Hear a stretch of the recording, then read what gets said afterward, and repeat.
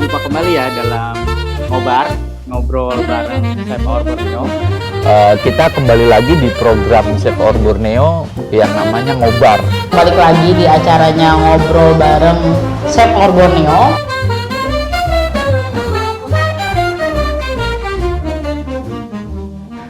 Selamat siang buat teman-teman saver semua. Balik lagi ke programnya Save Our Borneo yang bernama Ngobar. Kita ngopi dan ngobrol bareng bersama para narasumber yang udah hadir di sini. Ini kesempatan luar biasa menurutku karena kita bisa mendatangkan narasumber-narasumber yang akan sangat pas untuk bicara pada tema kita hari ini. Nah, kita akan banyak ngomongin soal program pemerintah tentang optimasi lahan dan juga cetak sawah, juga food estate yang ada di Kalimantan Tengah bersama beberapa narasumber. Jadi sebelum kita mulai, aku mau ngucapin makasih buat para narasumber udah mau menyediakan waktunya supaya kita bisa ngobrol bareng. Yang pertama ada Ibu Sunarti, Kepala Dinas Tanaman Pangan, Hortikultura dan Peternakan di Provinsi Kalimantan Tengah. Lalu ada Pak Ahmad Hamdan, ini Kepala Balai Penerapan Standar Instrumen Pertanian di Kalimantan Tengah. Lalu ada Direktur Save Our Borneo, Muhammad Habibi, dan juga pemerhati pemerhati apa nih? Banyak banget yang bisa diperhatikan soalnya sama Pak Fatur Rahman ini. Ya, pemerhati kebijakan publik ada Pak Fatur Rahman. Nah, diskusi kita hari ini akan dibawa begitu santai karena konsepnya ngobrol dan ngopi bareng.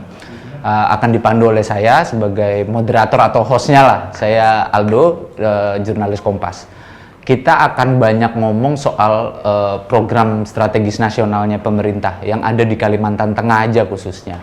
Jadi kalau kita bicara soal cita-cita lumbung pangan itu sudah berlangsung sejak lama. Di era Soeharto soal cita-cita lumbung pangan dan swasembada beras tentunya itu sudah pernah digalakkan di sekitar tahun 80-an ya. Nah, itu kembali lagi digalakkan di tahun-tahun berikutnya, ada program cetak sawah, lalu ada food estate, dan sekarang ada lagi yang namanya optimasi lahan dan juga cetak sawah. Seperti apa sih program itu dan bagaimana, di mana, lalu kapan itu akan dimulai, itu akan kita bahas pada sore hari ini. Mungkin yang pertama aku langsung ke Bu Sunarti nih Bu, sebagai kalau bisa dibilang pemain depannya nih di program ini Bu, atau ujung tombaknya kalau di Kalimantan Tengah gitu. Nah, mungkin bisa dijelasin sedikit Bu kisi-kisinya soal program optimasi lahan dan cetak sawah yang terbaru ini, dan apa bedanya sih sama food estate Bu yang sebelumnya gitu. Silakan Bu Sunarti. Terima kasih. Selamat sore untuk kita semua. Untuk program terkini di 2024 ini kita memang ada kegiatan untuk perluasan areal tanam melalui optimasi lahan rawa, program pompanisasi dan tumpang sisip padi gogo di lahan sawit. Nah, kalau untuk optimasi lahan sendiri, kita pertama mendapat kuota 81.000 hektar. Namun dengan berjalannya waktu kita ada refocusing kurang lebih 30.000 hektar. Jadi saat ini tinggal 51.000 hektar dan ini SID-nya sudah dibuat, sedang proses konstruksi. 51.000 ini tersebar di seluruh Kalimantan Tengah kecuali Murung Raya. Untuk Opla tidak ada, Sukamara, Lamandau itu tidak ada. Yang terluas tentunya di Kabupaten Kapuas, Pulang Pisau, Katingan dan Kotim. Partim ada kurang lebih 1.000 sekian. Ya. Dan alhamdulillah untuk optimasi lahan kita memang belum ada penanaman ya, karena kondisi di lapangan saat ini sedang ada standing crop atau pertanaman yang sudah mulai panen, saatnya panen. Nah, ini kita nunggu setelah panen baru kita mulai penanaman. Tapi kalau untuk pembangunan konstruksi katakanlah galengan, saluran air, gorong-gorong, itu sebagian besar sudah dilakukan, sudah berjalan. Ya, Bu, ya. Dan itu padi kan ya Bu ya? Padi. Jadi memang target utama kita untuk PAT, untuk cetak sawah, untuk padi semua. Oke. Kalau yang titik awalnya ini Bu, yang di tahun 2024 itu nanti di mana Bu? Kick off-nya lah bahasanya gitu. Untuk yang oplah. Opla kita sudah ada kick off-nya, sudah kita lakukan. Memang sudah sebagian ada pertanaman, tapi untuk secara keseluruhan belum bisa karena memang masih ada standing crop di lapangan. Gitu. Biasanya nunggu okmar ya Bu ya baru mulai. Tidak. Enggak lagi nih. Kalau okmar itu berarti reguler.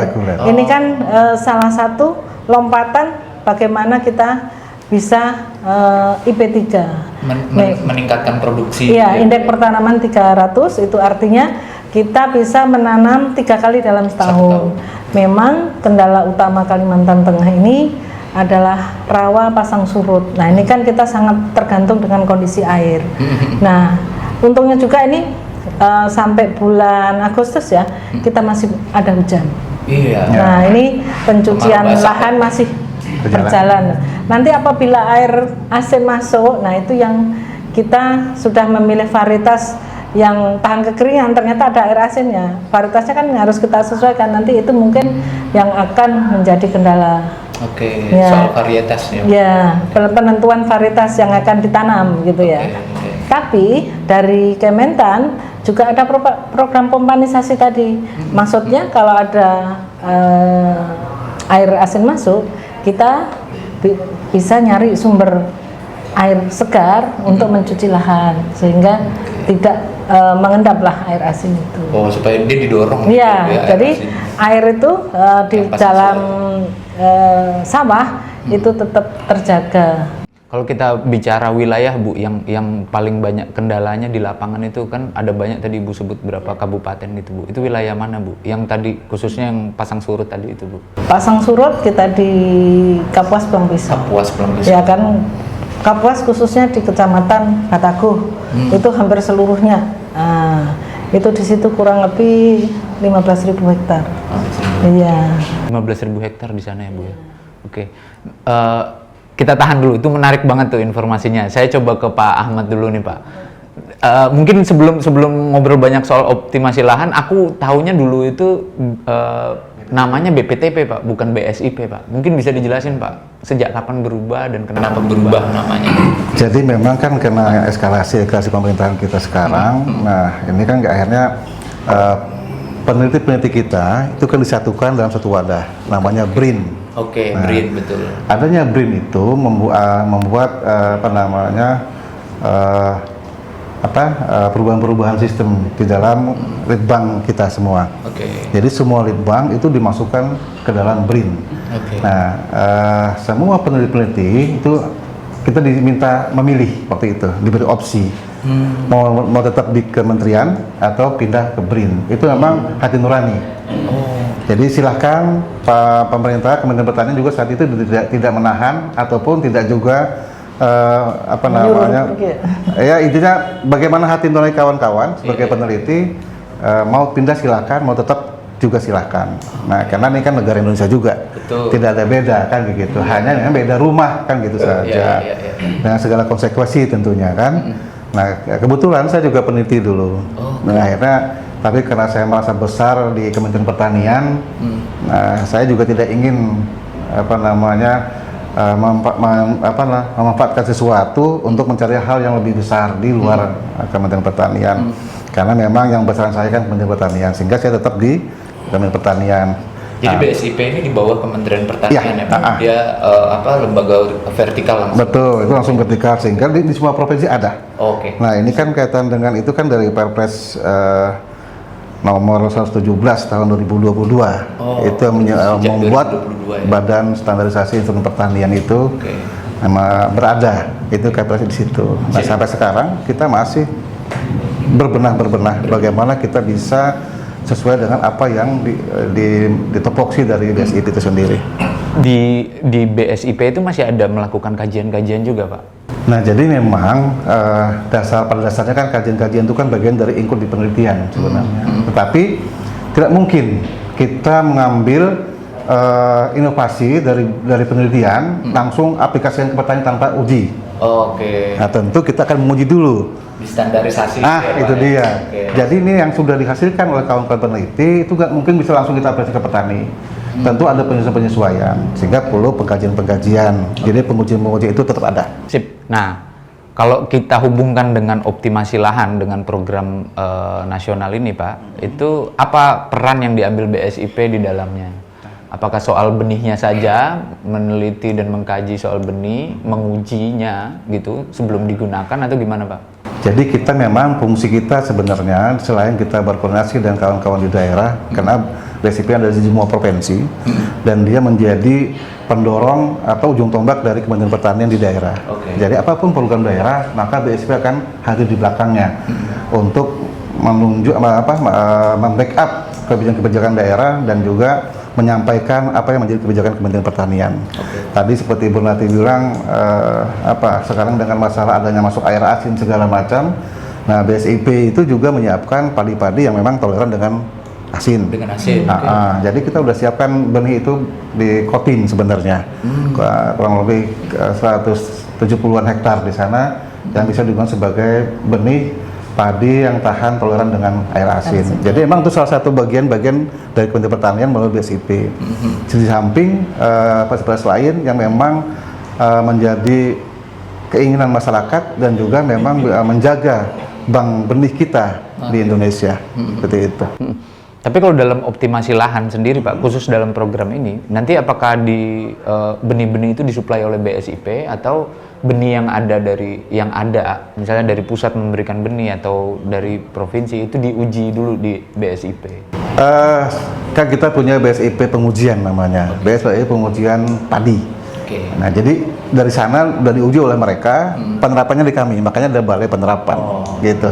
Jadi hasil uji-uji dari balai BSIP penerapan pengujian itu, apapun padi-padi yang hasilkan, nah itu yang kami menerapkan di daerah untuk dikenalkan, didiseminasikan. Bahkan kemarin kita langsung dipanggil Pak Menteri, Bu, langsung BSIP besok display 1000 hektar ya di Dadaho. Display itu ya, Pak? Display. Ya? Wow, display 1000 hektar.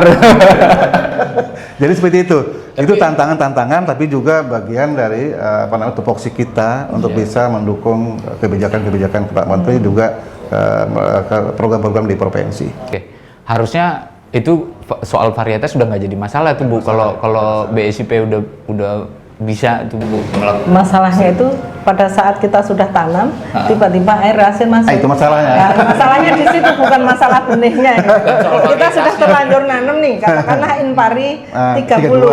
Nah, itu apa 32 atau apa? Tiba-tiba sudah pertumbuhan fase generatif, air asin masuk. Kan kita tidak bisa memprediksikan ini. Alam. Namanya pasang surut laut ini salah satunya. Nah, menarik tadi terkait dengan sertifikasi benih. Kami memiliki UPT, Balai Sertifikasi benih tanaman pangan maupun hortikultura. Jadi benih-benih bantuan yang akan masuk, meskipun di sana sudah lolos uji, ini sudah labelnya sudah jelas, tapi sebelum masuk, sebelum kita sebarkan ke petani, kita uji dulu. Iya. Sertifikasi. Jadi benih kami yang hasilkan pun harus uji dulu. Kami uji dulu. Siapa tahu, ini kan banyak hal yang namanya benih itu kan rawan ya. Dalam perjalanan pengiriman terjadi kebocoran kemasan dan lain sebagainya atau terkontaminasi dengan apa? Ini kami ada balainya untuk menjaga benih itu. Intinya sampai di petani benih udah siap tanam dengan kualitas prima. Sip. Ini tuh kita udah teknis banget nih bicaranya nih, udah sampai ke lapangan ini informasinya udah semakin tebal. Tapi sebelum ke situ saya mau balik lagi nih, saya ke Pak Fatur dulu, Pak. Kalau kita ngomongin soal cita-cita lumbung pangan ini, Pak, yang tadi udah sejak hampir setengah abad lalu udah pernah digalakkan, Pak. Kalau dari sisi kebijakan dan juga pengalamannya Pak Fatur mengamati jalannya program ini yang sudah sejak 25 tahun lalu itu, Pak, dan sekarang program yang serupa ya, itu gimana Pak Fatur, apa yang Pak Fatur lihat?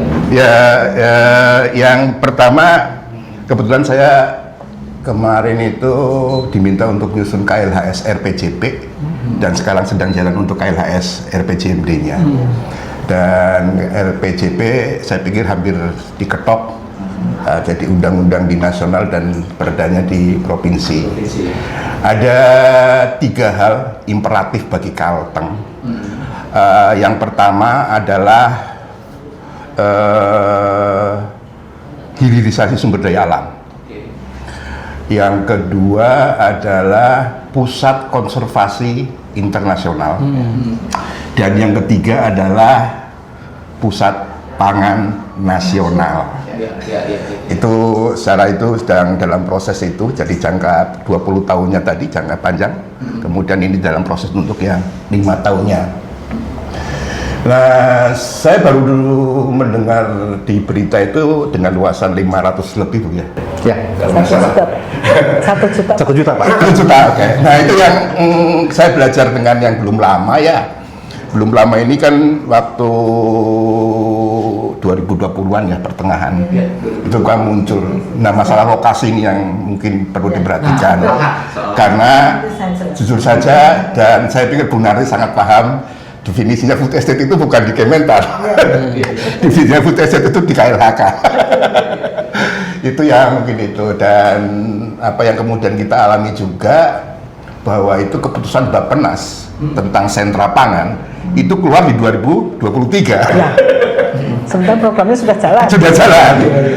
Dan Blueprintnya baru 2023. betul, di luasan itu kan ada 3 angka paling tidak yang keluar ya. Yang pertama adalah dari KLHK dulu malah, yang 770 sekian ribu hektar. Dan itu merambah bloke. Sangat mengkhawatirkan sekali. Dan dia pakai KLHS, namanya KLHS cepat. Padahal KLHS cepat itu untuk pelepasan, bukan KLHS seperti yang Pelepasan kawasan ya, Mas? iya, untuk pelepas kawasan. Dan yang kedua adalah angka yang 165.000. 165.000 sebenarnya kan studinya dilakukan oleh Master Plan. Yang mana sebenarnya di Blok A sama D saja itu, di zona penyangga. Tapi entah kenapa kemudian ya tadi ternyata di lapangan lokasinya beda, dan itu kan studi 2008. Sehingga akhirnya ya itu ngambil DI yang kemudian angkanya jadi 165. Demikian juga angka yang 30.000. Angka 30.000 itu pertama bukan dari Kementan malah, ya masing-masing kementerian, termasuk Kemendes. Kemendes itu mengusulkan di 11 kabupaten, saya nggak tahu ada kotanya apa, tapi 11 lah. 11 itu. Dan pada akhirnya kita tahu kan sebenarnya di Kementan saja yang 30.000 hektar. Dan angka itu juga angka lama. Angka lama itu ada di dalam Permenhub 55 2008 juga. Di mana waktu itu ada keberhasilan membangun kanal dan lain-lain, termasuk cetak sawah di Dadahub itu seluas 30.000. Angkanya kayaknya kayak itu. Tapi juga gitu, angkanya di Dadahub 30.000 udah nggak ada itu. Nah ini kan sebetulnya agak menarik. Kemudian harusnya kan 165.000 itu ngikutin 30.000 dong. Iya dong, dia kan mensupport nih irigasi itu. Padahal irigasi kan nggak potong-potong, itu harus ada kanal yang masuk ke kelapa sawit dan lain-lain, strategi lain. Dan juga keberadaan kelompok tani, ini yang penting juga. Padahal kelompok tani juga belum tentu kan. Itu yang tentang lokasi yang saya pikir juga sangat menarik, kayaknya kita harus clear juga. Termasuk juga dulu kalau katakanlah ada dengan di kawasan hutan. Yang ini seperti apa? Apakah betul dirawat saja seperti itu atau itu? Itu yang saya pikir perlu clear gitu. Dan kemudian kalau ngikutin perencanaan tadi, kayaknya sih yang tahunannya baru keluar kan tahun 2025 ini. Yang jangka panjang ini kan sedang dikitok, baru basisnya itu seperti itu. Saya pikir kemarin ketika keluar dengan keputusan yang Bappenas, saya pikir agak sulit bagi teman-teman di pemerintah untuk ngobrol. Termasuk ada pemeriksa loh, kemungkinan besar, karena rencananya itu baru keluar di 2023. Lalu itu durasinya 2021-2024. Komentar saya sebetulnya adalah buat apa Bappenas cepat-cepat melakukan itu kalau kemudian hanya berlaku 1 tahun saja. Dan saya pikir di lapangan tidak mudah itu. Apalagi belakangan juga ternyata teman-teman PU juga justru nggarap yang 30 itu. Bukan lebih konsentrasi di sana yang Dadahub kayaknya kelompok taninya agak kurang. Bukan nggak ada Pak. Nah ini yang seperti itu yang saya pikir ini apa ya? Jadi kendala ya. Jadi kendala. Yang penting yang juga perlu ketahui ya tadi itu lokasi menjadi penting dan ini kan luas sekali, yang mana juga amanat undang-undang ya kalau benar ada KLHS-nya, tapi bukan dalam KLHS dalam konteks melepaskan saja, tetapi KLHS sebagai dasar memang diamanatkan undang-undang itu harus ada dulu, agar dampak-dampak itu bisa kita eliminir sedini mungkin, baik ke lingkungan maupun ke masyarakatnya. Oke, makasih Pak Fatur. Tapi aku kunci dulu sampai di situ, Pak. Di kalimat terakhir itu soal dampak-dampaknya. Kita udah ngomongin soal kebijakannya. Nanti pasti direspon sama Bu Sunarti dan juga ditambahin sama Pak Ahmad. Tapi aku mau ke Habibie dulu nih. Bi, yang diperhatikan oleh SOB, Save Our Borneo, dari program-program ini, salah satunya itu kita bicara soal dampak juga ya, Bi ya. Nah, apa sih yang SOB lihat selama ini dampak lingkungannya? Jangan dulu ngomong soal mungkin belum dulu pertaniannya, tapi lebih ke lingkungannya dulu dan dampaknya ke manusia atau masyarakat di sekitar tempat program-program ini berlangsung.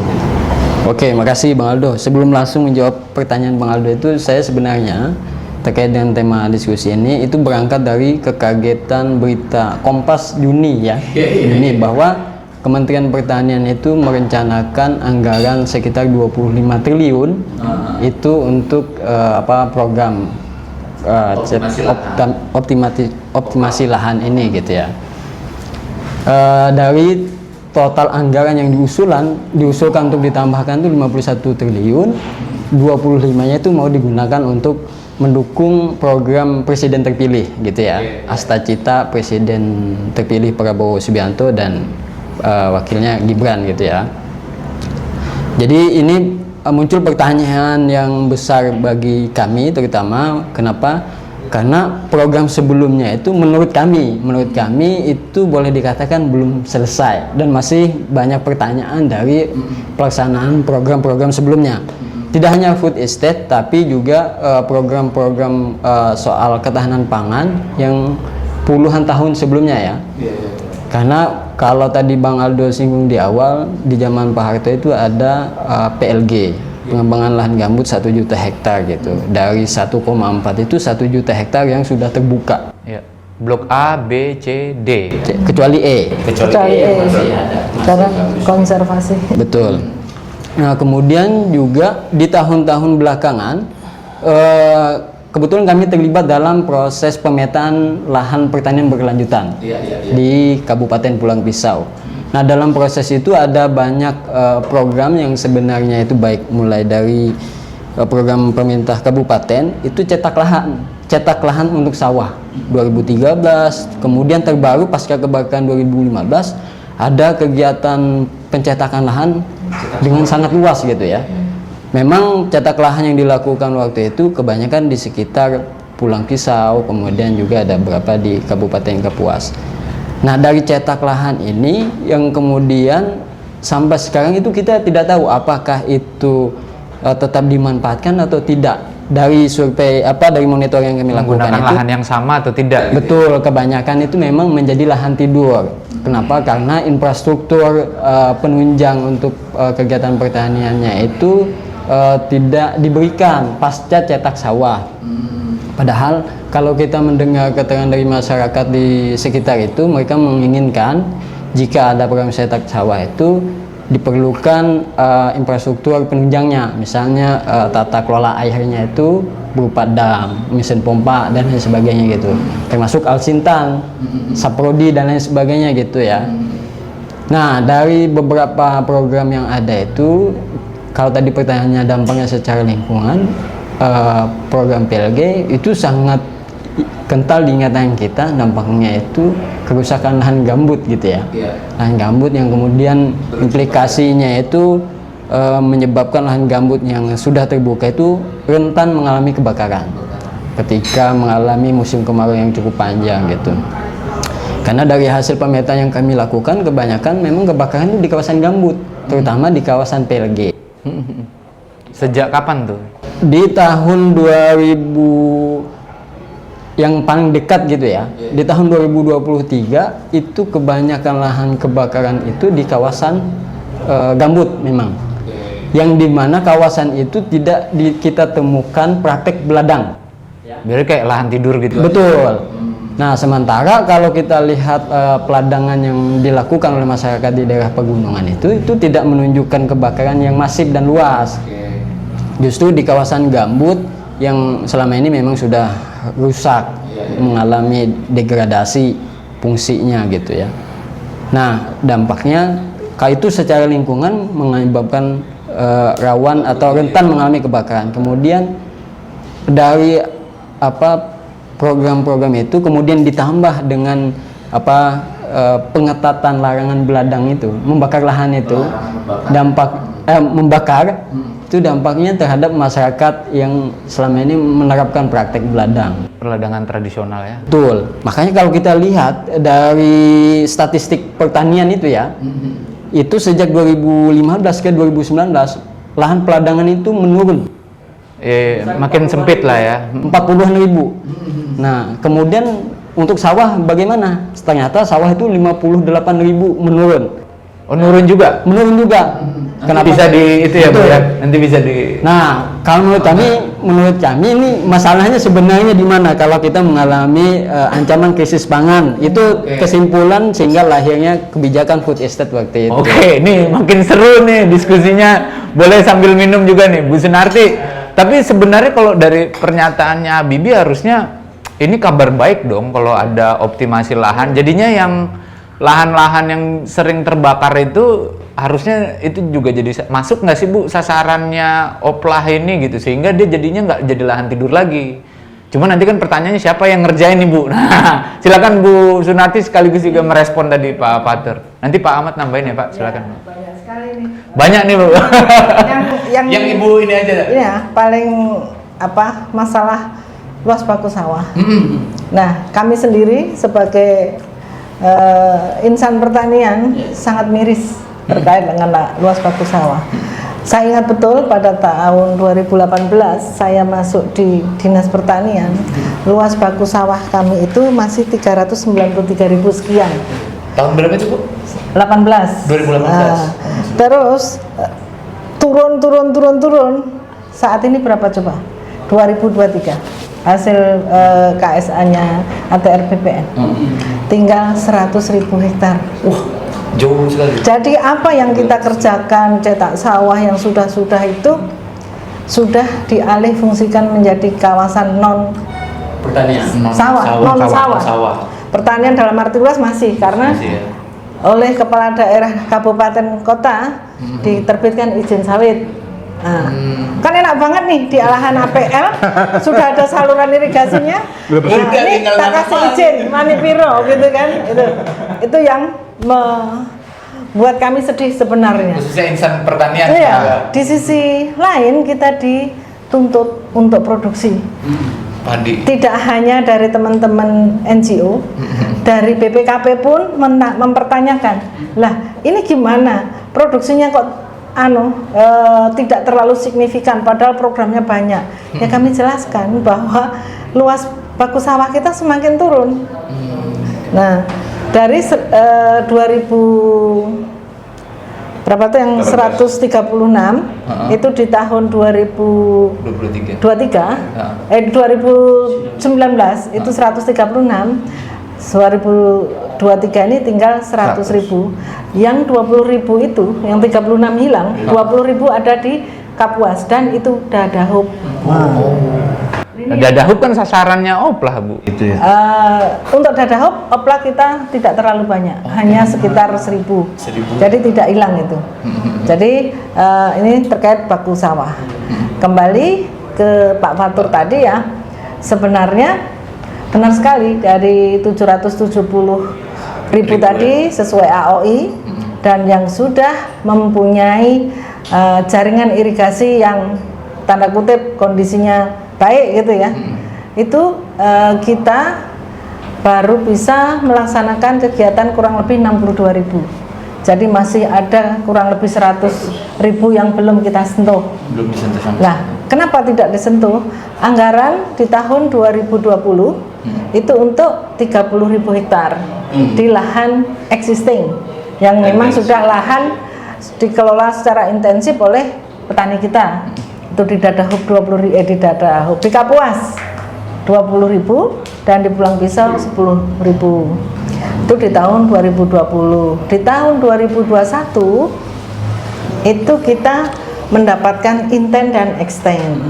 Nah, di tahun 2021 itu intensnya kita hanya 13.000. Itu 10.000 di Kapuas, 3.000 di Pulang Pisau. Sedangkan extendnya di Kapuas itu juga lebih besar daripada di Pulang Pisau, memang karena luas sawahnya lebih banyak di Kapuas. Nah, sehingga di tahun 2022 itu kita mendapat anggaran hanya 502 hektar. Itu di Kapuas semua. Di tahun 2023 nol. Nah, kita mau gimana? Keberlanjutannya kan nggak ada. Sementara kita sudah sosialisasi bahwa nanti akan kita buka, kita kembangkan lahan pertanian, program food estate ini luasan ya, sasaran kita hanya 165.000 karena asumsi sudah memiliki jaringan irigasi. Nah, akhirnya 2023 stop, dan di 2024 ada program PAT Oplah ini. Target Kalteng tadi sudah saya sampaikan 81.000, ternyata kita di refocusing menjadi 51.000. 51.000 itu di tahun 2024 iya, aja kan? Ya, betul. Nah, saya mau menjelaskan terkait Oplah ini sebenarnya ditawarkan untuk ke seluruh kabupaten. Tapi yang mempunyai saluran sawah punya irigasi teknis, terus yang sumber airnya ada tidak semua. Kayak Mururaya, Sukamara, Lamondo itu tidak ada, tapi mereka ada program pompanisasi, ada program tumpang sisip padi gogo di lahan sawit, itu ada mereka. Jadi kita tetap mengejar perluasan areal tanam dengan berbagai cara tadi. Terus pertanyaan Pak Fatur lagi terkait tadi yang 30.000 ya Pak ya. Jadi kami ini pelaku yang memerlukan tata air mikro yang baik, tapi kementerian lain membangunnya berbeda dengan yang kami perlukan. Fokus semua di Dadahub untuk catchment 43.000 hektar. Sementara di sana pemilik lahan ada, tapi penggarapnya tidak ada. Kenapa? Karena memang setelah pintu air Kuripan itu dijebol, di Dadahub, A5 dan sekitarnya itu terendam. 15 tahun nggak diolah, siapa yang mau gambling ya? Menanam belum tentu panen. Nah, mereka kan sudah alih fungsi pekerjaan nih, dari petani menjadi buruh di sawit maupun tukang bangunan dan lain sebagainya. Nah, sementara di Pulang Pisau ini yang sudah jelas-jelas ada petaninya, di tahun 2021 juga ada kurang lebih 2, sekian T yang di hold di Kementerian PU. Iya. Aku dengar itu, Bu. Harusnya di sini juga dihadirkan BWS. Jadi biar fair gitu ya. Kita tidak menjelek-jelekkan beliau. Terus nanti kalau sampai terdengarkan Diskusi berikutnya kita hadirkan. Nanti berikutnya kita hadirin. Harus. Karena ngomongin irigasi penting banget. Lah, justru nyala kami. Kalau kami menanam tidak ada air, nggak ada artinya. Iya. Nanti jelek lagi beritanya. Begitu. Dan mungkin sambil ini ya kita klarifikasi program pemerintah pusat yang melalui Kementerian Pertanian itu core utamanya adalah tanaman padi, tidak ada yang lain. Sehingga kan mungkin ya teman-teman mendengar berita-berita ini gagal yang tadi di awal pembicaraan itu memang dari awal itu bukan dari Kementerian Pertanian, dan anggarannya pun tidak ada 1 sen pun yang masuk ke kami. Betul. Jadi nanti dikira Bu Narti itu pelit, dimintain data. Saya pernah waktu itu sedang panen di Belanti dari Metro TV live rupanya. Saya itu nggak tahu kalau mereka itu live. Teman-teman saya di Jawa sana motoin TV-nya terus kirim ke saya. Kaget ya Bu ya? Iya, saya dikirim untuk komen yang di sana. Ya saya tetap menyampaikan apa yang menjadi tanggung jawab saya aja itu.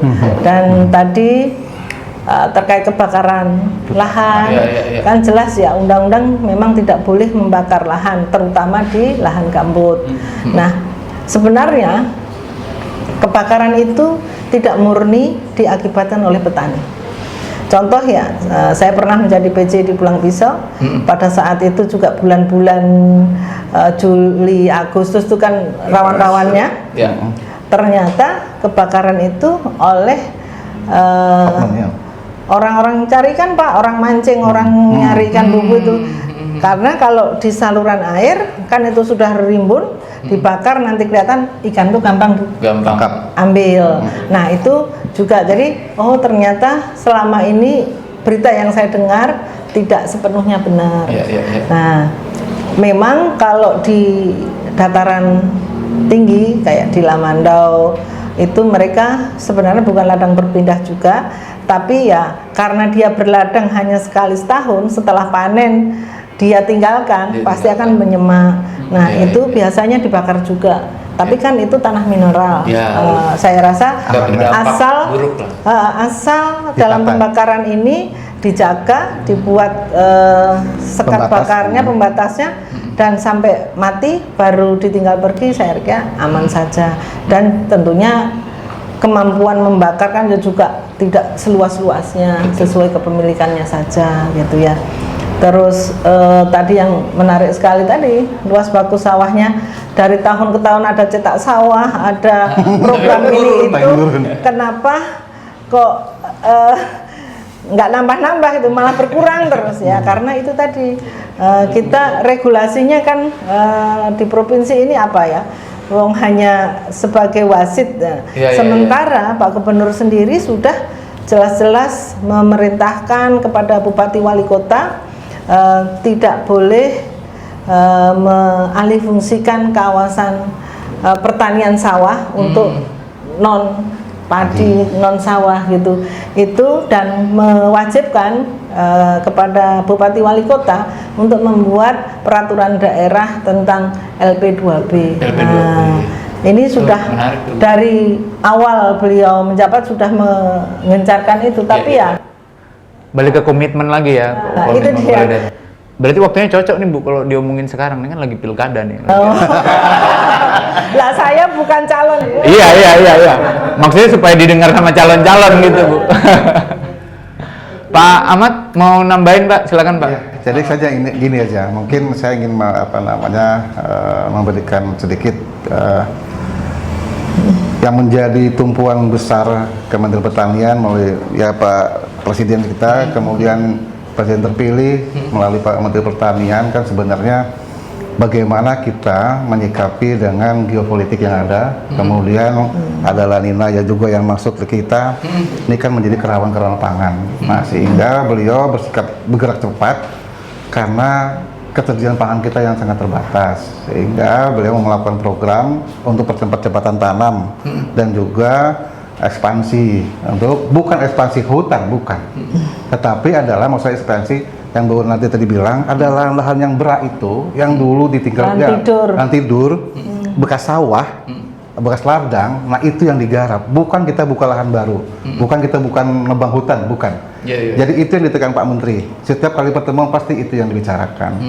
Tujuannya apa? Mengoptimalkan lahan-lahan sudah menjadi bagian dari lahan sawah itu, dan kemudian konsep lahan sawah itu untuk kesediaan pangan kita, untuk lahan pangan nasional. Nah, terpilihlah Kalimantan Tengah, Papua, Sumatera Selatan, rasanya itu Sulawesi. Enggak Sulawesi. Sulsel. Kalsel. Ada 4 provinsi yang menjadi lumbung pangan nasional. Nah, Kalteng itu harapan besarnya Pak Menteri. Mengingat luasan Kalteng 1,5. Terluas Indonesia sekarang kan? Iya. Dan juga potensinya juga sangat besar. Hanya katanya lahannya masih banyak juga. Bukan lahannya masih banyak, ini lahan banyak luas, tapi lahan yang ditinggalkan tadi itu sangat luas gitu. Nah itu yang mau dibangun kembali. Nah ini yang perlu dicerahkan sebenarnya. Jadi bukan kita tadi ya, yang saya mungkin takut dengan kehidupan di dalam hutan itu tidak. Kita tidak akan merambah ke sana. Itu Pak Menteri udah ke sana. Yang bentuknya masih hutan, itu nggak akan tersentuh. Nah, nggak akan sampai situ perluasannya. Ya, meskipun kalau kita bicara status, mungkin aja. Ya. PL-nya juga kita banyak loh. Tapi ya itu tadi tumbuh semak belukar. Kalau yang di daerah Dahop itu jadi hutan kalam. Nah, itu dia. Itu nggak ada yang nanami, tumbuh sendiri. Dan orangnya kan sudah berpindah tangan berapa kali mungkin. Ya. Dan nggak jelas di mana orangnya. Dan pemiliknya mungkin. yang dicari itu. Nah, permasalahan tadi kan. Tapi nggak ada yang di sini kayaknya. Aduh, Bu, susah kita. Pak Fatur, mungkin gimana Pak? Apa yang bisa Pak Fatur kasih masukan lah dari ini kan tadi kita baru bicara yang kemarin ya, yang katakanlah ada angka yang lain dan kita memang penting. Footage-nya siapa sih? Footage banyak ya, termasuk Ibu juga. Kita memang perlu ngajak yang sebelah itu. Ya. Ada hal yang sebetulnya potensial sekali bagi Kalteng, termasuk dengan ini berbangga sekali. Di pertanian itu ada family farming, dan sekarang adalah dekade pertanian ya. Itu internasional itu luar biasa sekali. Akan mari kalau kemudian itu yang dikenalkan. Artinya program ini kesana juga untuk family farming dari pertanian. Kemudian yang kedua adalah saya nggak tahu dari luasan itu ke kawasan hutan atau tidak. Tapi ada satu ruang yang sekarang itu teman-teman kasihan sekali di bawah itu yang bergerak di agroforestry lewat perhutanan sosial, di mana mereka punya hak kelola hak kelola di dalam kawasan hutan. Itu Kalteng hampir 0,5 juta hektar. Itu ada KTH-nya, kelompok tani hutan.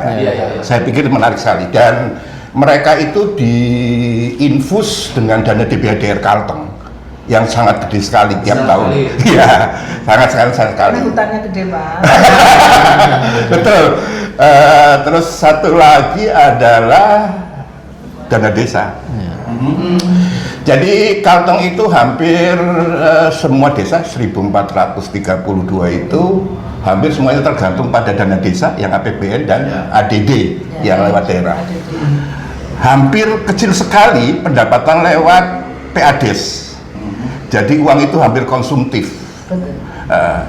hanya belanja gitu. Nah, belanjanya juga di struktur belanja juga mohon maaf ya, yang paling besar itu dana pembangunan dan beda sedikit dari situ adalah dana penanggulangan. Mestinya dana pemberdayaan kalah itu sama dana penanggulangan. Angkanya luar biasa itu. Setiap tahunnya 2,7 triliun. Di Kalteng aja kan itu ya? Di Kalteng, tiap tahun seperti itu. Nah, bagaimana lokasi-lokasi itu, bagaimana kita memetakan itu, Kalteng dengan focal point titik-titik di pusat-pusat permukiman tadi, ada family farming, yang kemudian di penyangganya ada di agroforestry. Agroforestry ini juga kasihan kan ya, kalau agro ikut pertanian, kalau forest ikut ibunya siapa ini? Nah, kalau gitu Pak, kalau kayak gitu Pak, dipetakan yang agroforestry, masukkan ke kami buka bantu cetak sawahnya Pak. Jadi kayak gitu. Jadi tabrakan deh itu Pak. Boleh, agroforestry boleh. Tanpa harus melepaskan kawasan hutan, kita bisa meluaskan itu. Iya. Jadi memungkinkan situ, kita bisa bayangkan ya. Menarik itu. Kalteng itu luas sekali, tapi ingat penduduknya kecil sekali. Iya. 2 juta. Sehingga apa? Kalau kemudian kita ngomong pertumbuhan agak berat. Setiap kita ngomong pertumbuhan pasti di LG, pasti itu, karena perasa APL itu di sana gitu loh. Tetapi kalau kemudian dengan Kalteng itu adalah pusat-pusat pembangunan, sebenarnya pusat desa itu sekarang, dengan ada kapital yang besar seperti itu. Sehingga memungkinkan situ bagaimana setiap pusat desa itu ada infus tadi, ada anggaran yang dari family farmingnya benar, termasuk dengan dana ini.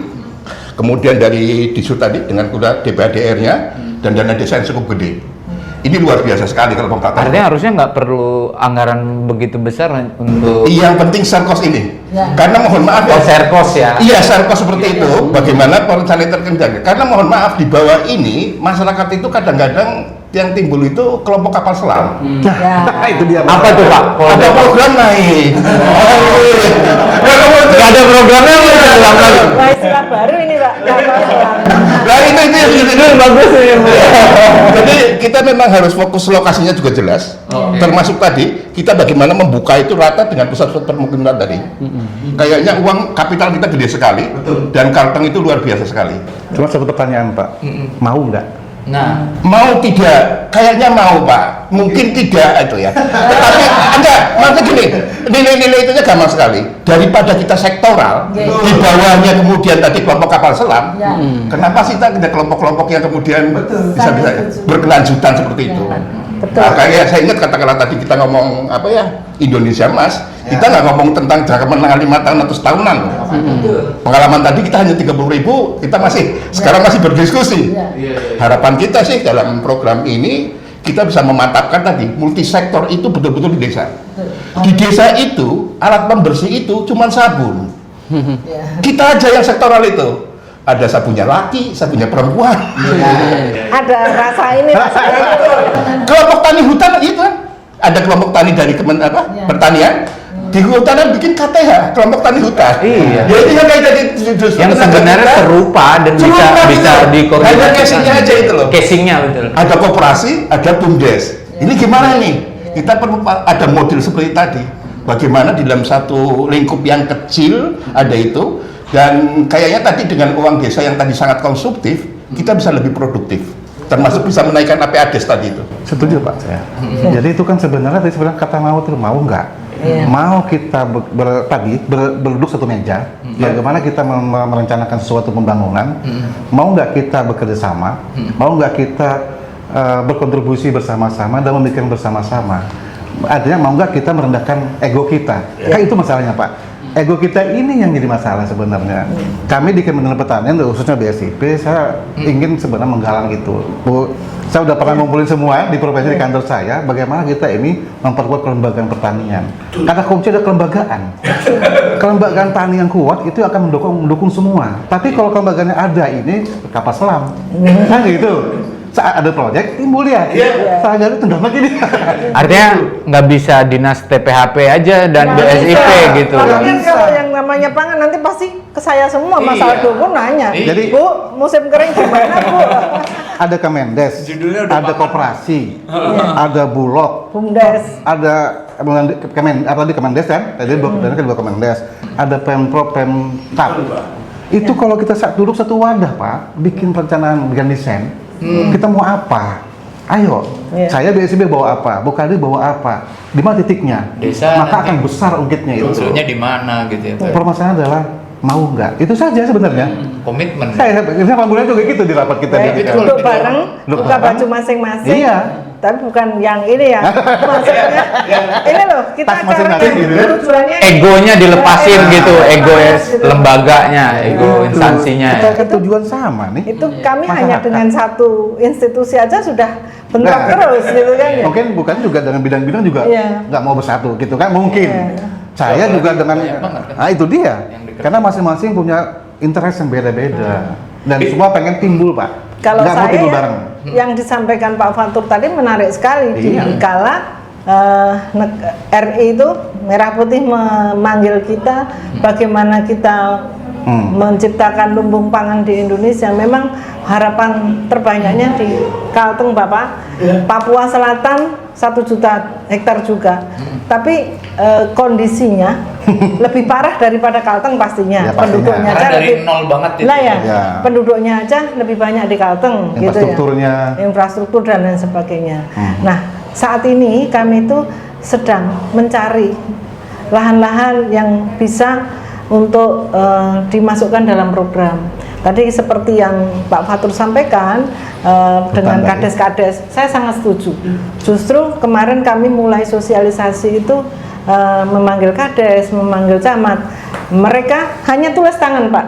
Desa ini, misalnya desa Mawar Mekar, 1000 hektar siap, ini nih total sekian kasihkan. Kami lebih senang itu. Kami yang akan melaksanakan pemetaannya di lapangan. Setidaknya dari desa itu sudah menyampaikan usulan. Nah, kalau kita diberi waktu panjang mensosialisasikan ke masing-masing desa kecamatan, insya Allah target Pak Gubernur 1.500.000 itu tercapai. Ya.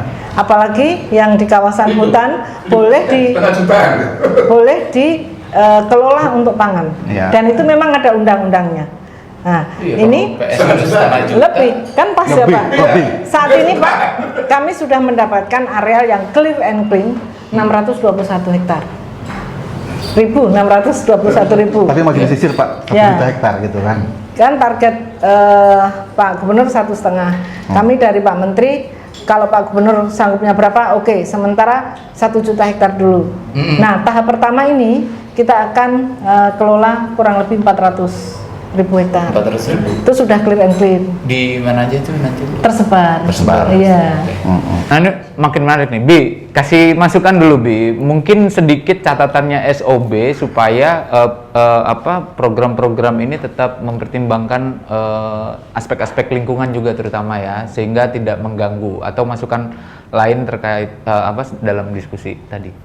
Oke, makasih Bang Aldo. Jadi kembali ke yang tadi itu, mengapa sampai dari 2015 sampai 2019 itu ada penurunan ya luas sawah, kemudian ladang segala macam itu.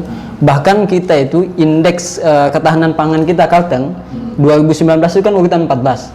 Di 2023 itu 28. Jadi secara angka itu naik, tapi sebenarnya itu menurun. Ya, secara indeks ya. Naik tapi menurun. Betul. Nah, jadi muncul pertanyaan, apakah sebenarnya masalahnya itu dalam proyek program cetak sawah atau ketahanan pangannya atau di mana begitu? Ternyata ada masalah lain yang sebenarnya itu tidak cukup diselesaikan oleh Kementerian Pertanian atau Dinas Ketahanan Pangan saja. Ini harus ada kebijakan yang serius menurut saya skala nasional. Mengapa? Karena tadi ada lahan yang menurun itu ternyata ada konversi lahan dari pertanian itu berubah menjadi kebun sawit atau bahkan kebun-kebun yang lain yang sebenarnya itu harusnya menjadi lahan sawah gitu ya. Nah, kemudian kalau menurut kami memang tadi ada bagus disampaikan oleh Pak Ahmad tadi bahwa dalam program ini tidak akan merambah hutan gitu. Harapannya seperti itu karena dari program bukan harapan Pak. Memang itu kenyataannya.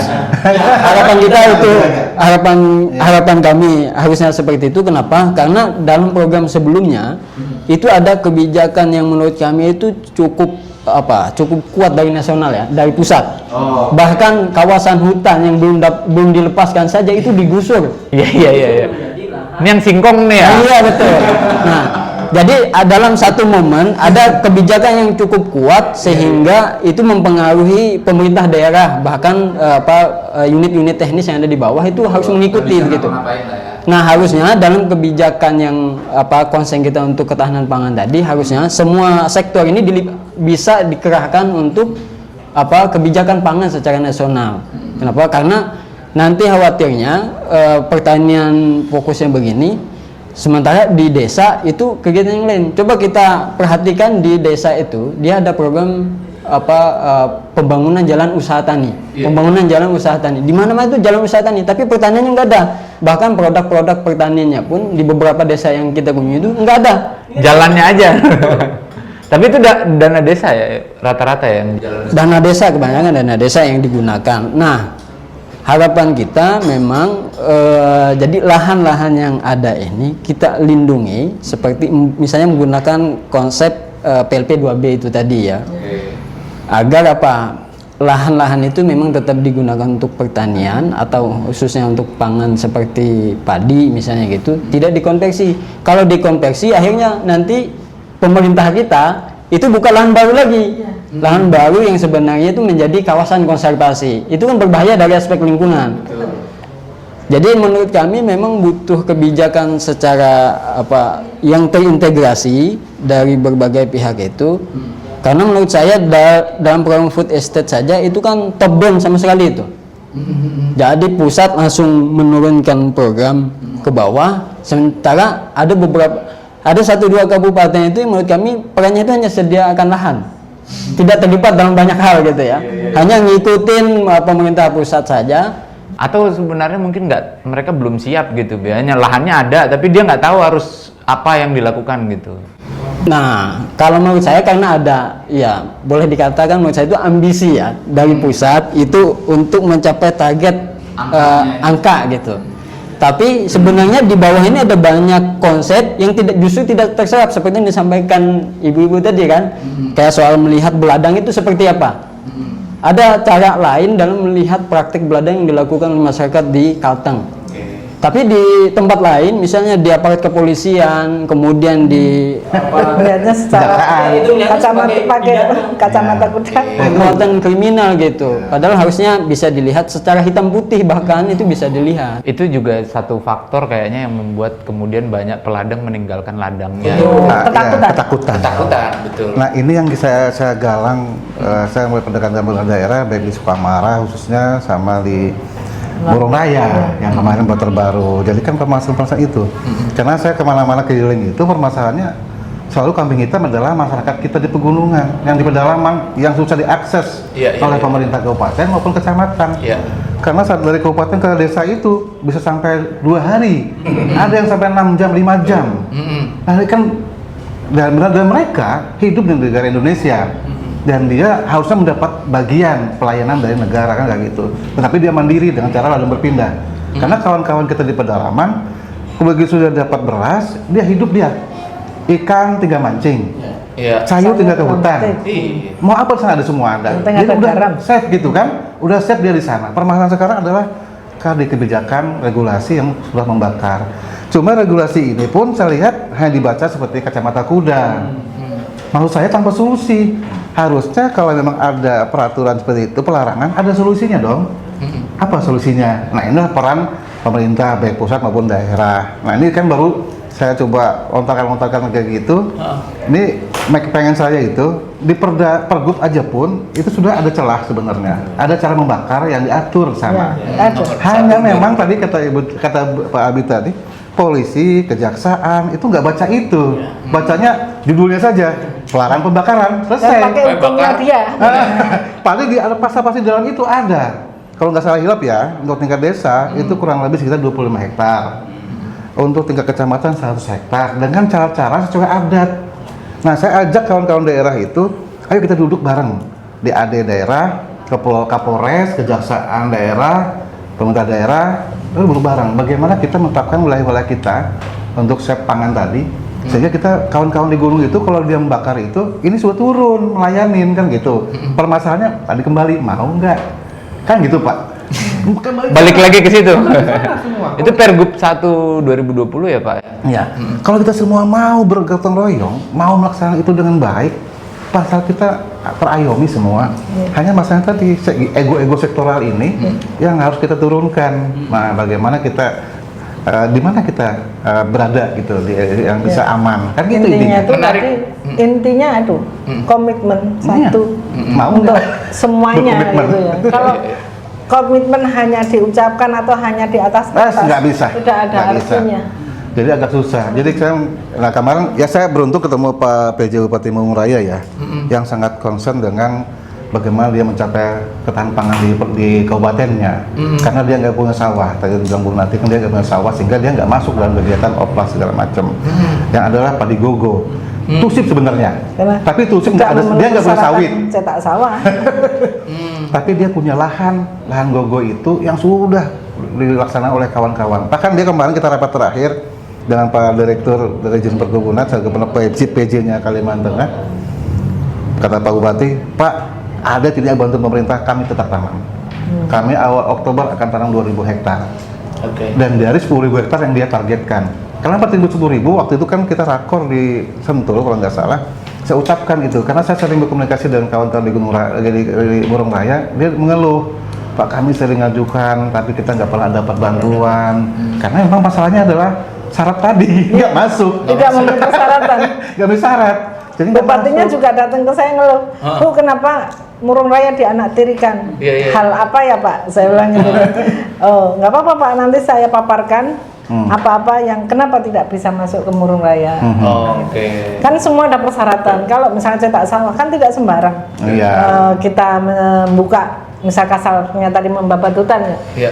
Kan harus ada kemiringan lahan, ketebalan gambut. Iya, ada. airnya Ada bagaimana? SID, sumber airnya dan lain sebagainya kan tidak sembarangan gitu ya. Tapi menarik tadi Pak Ahmad bilang kan ya kebijakan harus ada solusinya, ada larangan. Sebenarnya food estate dan optimasi lahan ini sebenarnya juga solusi bagi sebagian petani ya Bu ya. Bagi banyak, khususnya peladang tradisional gitu. Cuman ya itu tadi masih banyak kendala juga di lapangan. Nah, jadi kan mungkin saya sambung ya, saya potong tadi kaitan dengan SDM ya Bu ya. SDM Permasalahan kita Kalteng kan selalu bicara SDM. Pak, kami punya lahan tapi nggak ada SDM. Maka itu dijawab oleh Pak Menteri, kita akan turunkan profesional. Jadi ada korporasi Pak. Jadi ada korporasi di bidang pertanian yang akan dibangun oleh Pak Menteri. Maka waktu kemarin kunjungan terakhir di Dadahub, beliau undang beberapa usaha yang sudah siap mendukung untuk menggarap lahan itu. Dengan bagi hasil, bagi petani yang tidak mau bekerja, ikan dia akan dapat fee kurang lebih 70% ya Bu? Ya 30. 30. Penggarapnya 70. Penggarap 70%, petani yang punya lahan 30%. Yang tinggal ongkang-ongkang yang kipas di rumah dapat 30%. Ya. gitu. Tapi kalau dia mau bekerja 100% buat petani. 100%. Iya. Oh berarti nggak usah kerja sama pengusaha kalau petaninya mau semua Dan kan? itu kami bantu semuanya. Nah, saprodi, Lahannya, bibit, pupuk, kami alat alutsista kita alat. siapkan. Tinggal petani mau nggak bekerja. Kalau nggak mau bekerja maka pengusaha yang bekerja. Kalau bahasanya Danrem tuh alat perangnya udah ada nih gitu kan. Sorry Pak, satu potong. Habibie atau Pak Fatur mungkin bisa nanggapin soal siapa yang mengerjakannya ini. Ternyata udah cukup jelas nih. Kalau petani mau 100%. Kalau misalkan nggak ada orangnya, kita dikerjasamakan dengan pengusaha. Dan petani tetap dapat. Pak Fatur dulu mungkin mau Dan diutamakan pengusaha dalam negeri. pengusaha dalam negeri kalau bisa dalam Kalteng lagi gitu ya. Dan itu Pak Gubernur sudah mensonding ke beberapa pengusaha yang ada. Siapa yang bersedia, karena anggaran ini kan tersedia di tahun 2025, otomatis kan nalangin dulu kan ya. Nah itu 2024 ditalangin dulu lah. iya, Ini tanpa kontrak, Pak. tanpa Tanpa kontrak. Luar biasa. Nah, iya. Luar biasa kerja keras itu Pak. Sehebat apapun negara kalau nggak punya pangan kan ya chaos toh. Iya, betul. Pak Fatur mau nanggapin Ya, Pak? yang pertama memang tadi ya, kelembagaan sama kebijakan itu sekeping mata uang. Kalau kelembaganya bagus, kemudian kebijakannya jelek, akan jelek. Demikian juga sebaliknya.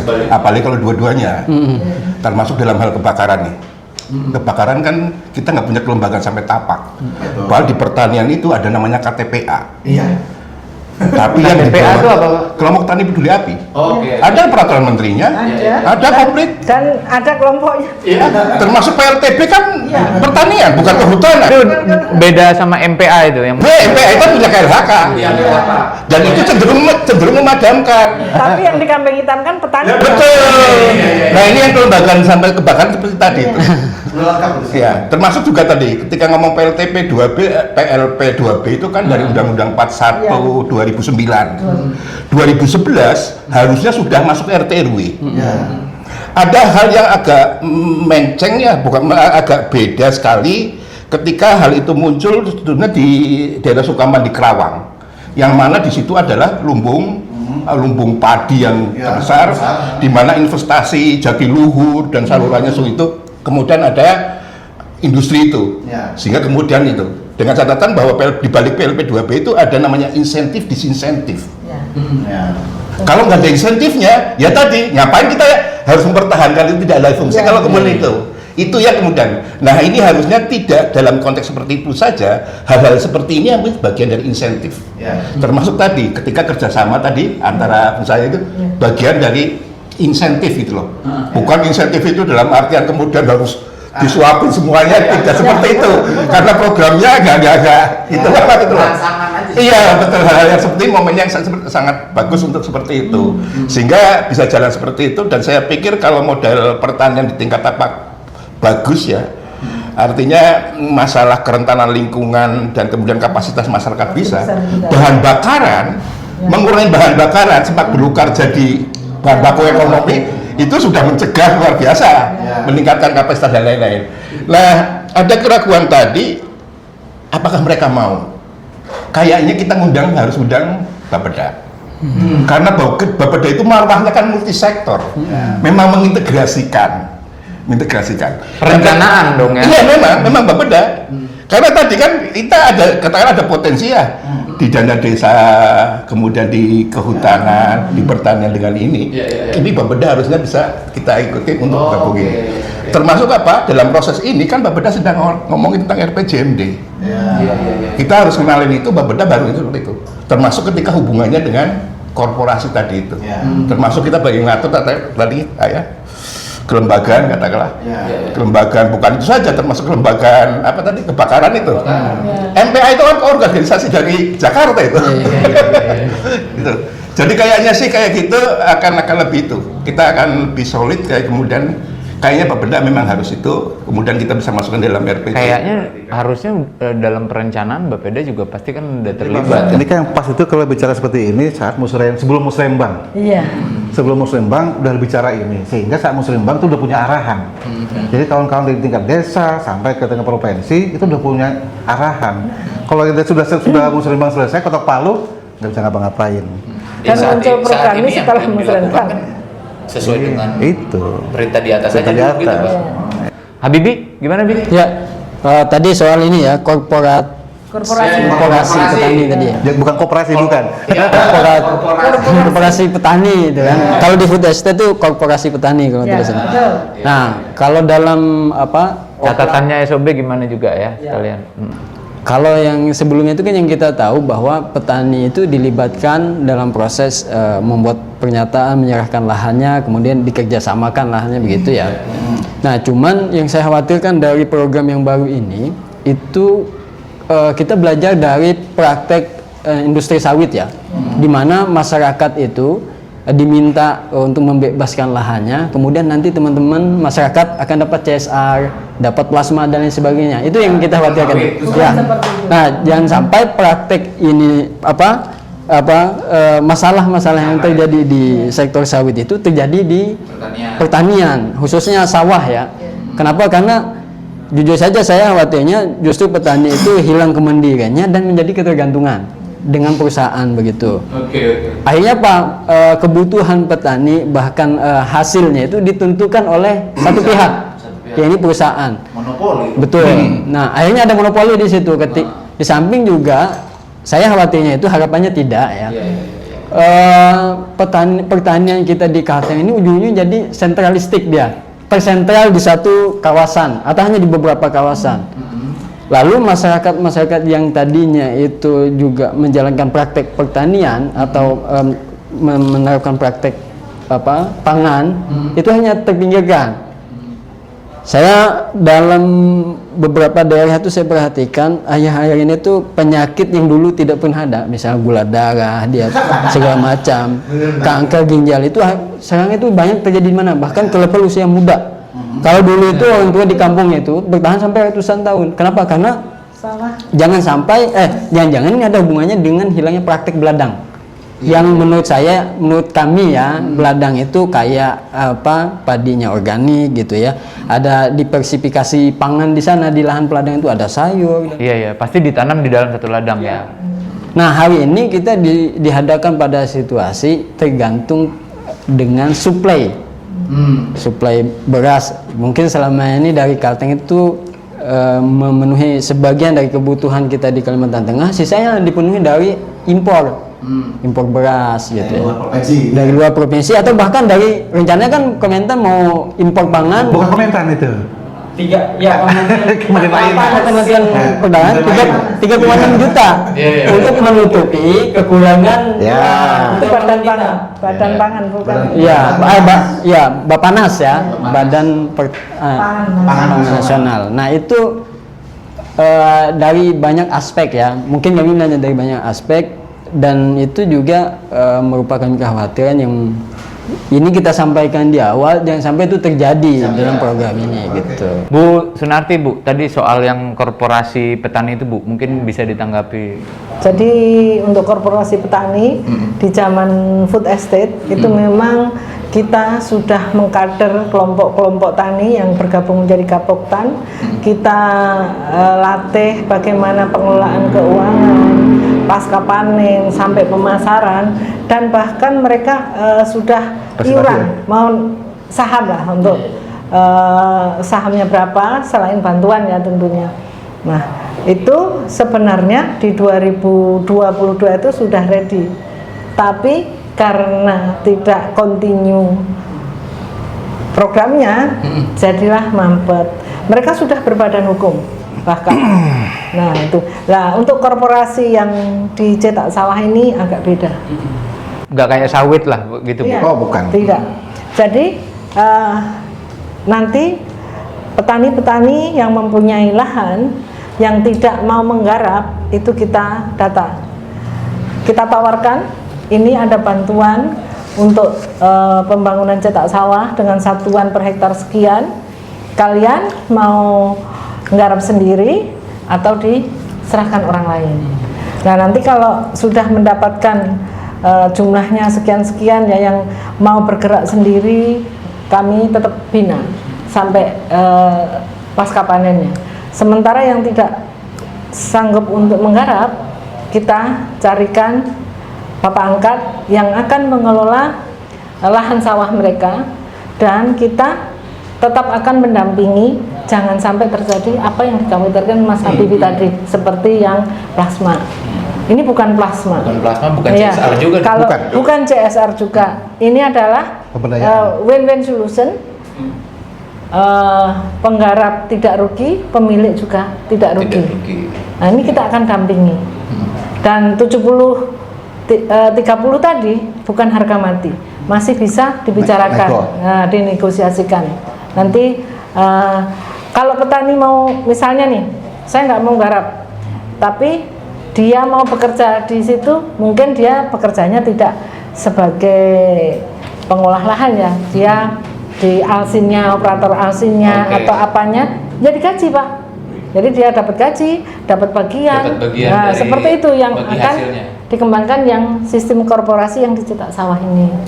Dan memang pengusaha-pengusaha lokal kita sudah ada beberapa yang masuk, dari Kalteng ada, dari Kalsel ada, dari Sulsel ada, siapa tahu dari Palangkaraya, Mas Habibie, Mas Aldo, ayo investasi ya Bu ya. Enggak, ayo serahkan ke kami datanya, saya bantu.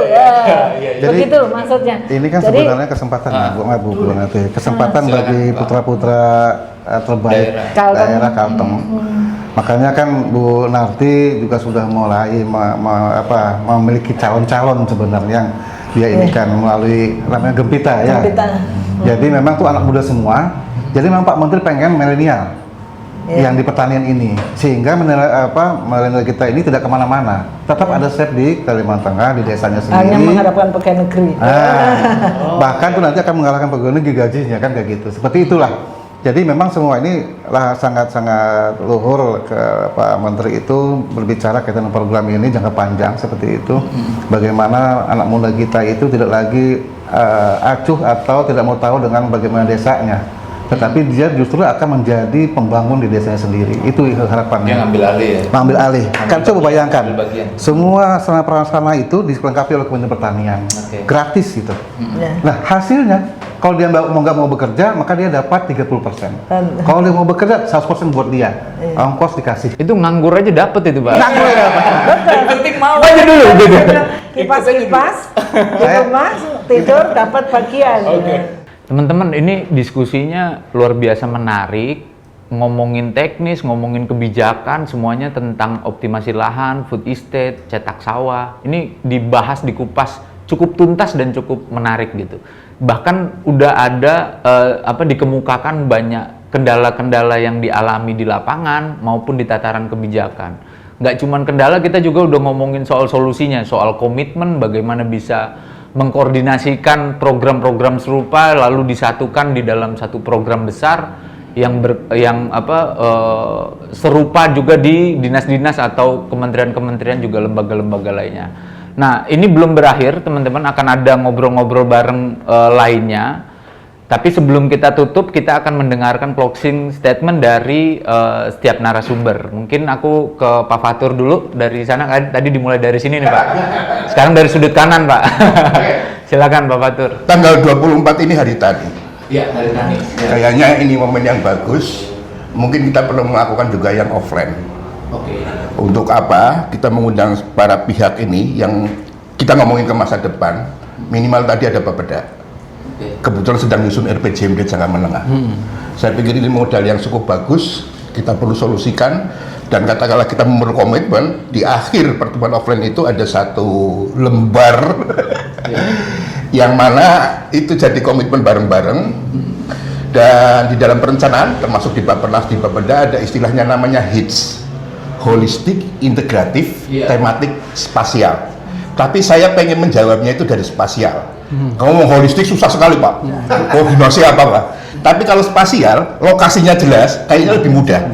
Termasuk kalau kita punya organisasi tadi, kalau kemudian pusat-pusat desa jadi pusat pertumbuhan ruralisasi, kayaknya itu suatu modal kita untuk merayakan Hari Tani itu dengan masa depan yang insya Allah membahagiakan. Bener-bener dirayakan. Gitu. Oke, makasih Pak Fatur. Bibi, silakan Bi. Ya, jadi terkait dengan program oplah dan cetak sawah ini memang ini sangat mengejutkan bagi kami terutama karena dari segi luasan itu sangat luas dan itu menimbulkan kekhawatiran di kita. Kenapa? Kekhawatiran itu sangat beralasan. Kenapa? Karena ada program-program yang sebelumnya menurut kita itu menyisakan banyak hal ya. Nah, harapan kita dari program ini tidak mengulang kegagalan atau kesalahan yang sebelumnya gitu. Memang tujuannya untuk mencapai ketahanan pangan atau bahkan kemandirian pangan di Kalimantan Tengah khususnya, dan tidak justru meminggirkan petani. Harapan kami begitu. Dan yang menjadi kekhawatiran kami adalah pelibatan pihak swasta itu, karena sebagian yang dari kami dengar itu pihak swasta ini juga yang sebelumnya adalah juga pengusaha sawit begitu ya, yang kemudian ikut terlibat dalam program-program ini. Nah, ketika program pangan ini yang nantinya itu kemudian misalnya gagal, jangan sampai itu berubah jadi kebun sawit lagi begitu ya. Karena itu terjadi di lahan-lahan pangan yang ada sebelumnya. Misalnya kayak di daerah Dadahub itu ada puluhan ribu hektar lahan berganti kebun sawit gitu. Begitu juga di Pulang Pisau, di daerah Pangko, Pandih Batu itu ada yang berubah jadi kebun sawit. Harapannya itu tidak terjadi di program pangan kali ini dan benar-benar untuk mencapai ketahanan pangan Indonesia khususnya di Kalimantan Tengah gitu. Makasih ya Bibi. Silakan Bu Sunarti closing statement. Terima kasih kami ucapkan kepada pemerintah pusat, dalam hal ini Kementerian Pertanian, telah memilih dan mempercayakan Kalimantan Tengah untuk menjadi salah satu penyedia pangan terbesar di Indonesia. Dan alhamdulillah Pak Gubernur Sugianto Sabran komitmen untuk hal ini. Memang untuk tahap pertama di tahun 2024 ini prioritas untuk 400.000 hektar dan anggaran baru mulai di tahun 2025, dan Pak Gubernur menyanggupi untuk luasan 1,5 juta hektar, dan kami sangat bersyukur karena dengan adanya program ini luas baku sawah Kalimantan Tengah kembali naik karena saat ini turun drastis. Dan tadi juga sudah panjang lebar dijelaskan oleh teman-teman, kami dengan sangat memohon kepada seluruh lapisan masyarakat, apabila ada lahan-lahan yang dimiliki dan belum terdaftar di dalam cetak sawah ini, tolong sampaikan ke kami. Jadi dari desa, kecamatan, nanti kami akan masukkan di tahap kedua karena luasan yang kita targetkan cukup besar. Sehingga nanti di tahap pertama 500.000 hektar sudah kita jalani, nanti dengan beriringnya waktu anggaran sudah siap sehingga tinggal kita lakukan membuat FS dan SID-nya, sehingga nanti pada saatnya anggaran sudah ready, tinggal kita lakukan konstruksinya, kita eksekusi. Dan harapan kami mengundang petani-petani muda jurusan dari anak-anak SMK jurusan pertanian, Fakultas Pertanian itu mau masuk di dunia pertanian. dunia pertanian sekarang sudah beda dengan yang dahulu. Sekarang semua serba mekanis, dan tentunya ini bagi anak-anak muda inilah tantangan. Jangan hanya mata pencaharian itu sebagai pegawai negeri. Ya. Terima kasih. Siap, makasih Bu Sunarti. Silakan Pak Ahmad. Closing Saya hanya merangkum saja semua. Jadi intinya gini, Pak Menteri Pertanian memberikan harapan besar ke Kalimantan Tengah sebagai lumbung pangan nasional dalam program-programnya. Nah, saya secara institusi, secara pribadi juga berharap kita semua saling bahu-membahu, semua anak bangsa, anak masyarakat Kalimantan Tengah secara keseluruhan, baik itu ya petani kita, kawan-kawan NGO, kemudian pengamat kebijakan segala macam, sampai ke stakeholder yang berkaitan dengan pertanian. Saya berharap kita saling bahu-membahu bagaimana membantu Kementerian Pertanian untuk membangun Kalimantan Tengah menjadi lumbung pangan nasional. Jangan kita ribut dengan diskusi-diskusi, tetapi kita action yang lebih utama. Bagaimana kita mengawal pertanian kita ini menjadi benar-benar menjadi lumbung pangan nasional yang di Kalimantan Tengah khususnya. Dan insya Allah BSIP ke depan siap mendukung kebijakan pertanian dan juga kebijakan dari pemerintah Provinsi Kalimantan Tengah. Itu harapan saya. Jadi dari provinsi maupun kabupaten semua bahu-membahu, jangan kita cari kesalahan, tetapi kita saling bekerja. Itu yang ingin saya sampaikan. Terima kasih.